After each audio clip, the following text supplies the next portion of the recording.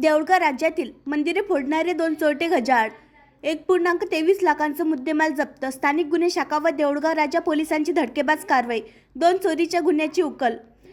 बुलढाणा शहरातील प्रसिद्ध चौडेश्वरी मंदिर, धोंडीराम महाराज मठ व कोतवाडा मारुती मंदिरातून एवज लंपास करणाऱ्या दोन चोरट्यांना स्थानिक गुन्हे शाखा व देऊळगाव राजा पोलिसांनी 27 जानेवारी रोजी गजाआड केली आहे.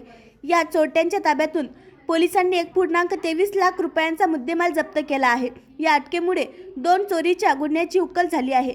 पोलीस अधीक्षक निलेश तांबे यांनी देऊळगाव राजा शहरातील मंदिरामध्ये झालेल्या चोरीच्या गुन्ह्याची गंभीर दखल घेत स्थानिक गुन्हे शाखेला तपासाचे आदेश दिले होते. त्या अनुषंगाने पोलीस निरीक्षक सुनील आंबुलकर यांच्या नेतृत्वाखाली स्वतंत्र पथके तयार करण्यात आली. या पथकांनी अहोरात्र मेहनत घेत गोपनीय माहिती, तांत्रिक विश्लेषण व CCTV फुटेजच्या आधारे तपास करत आरोपींचा शोध घेतला. दिनांक 22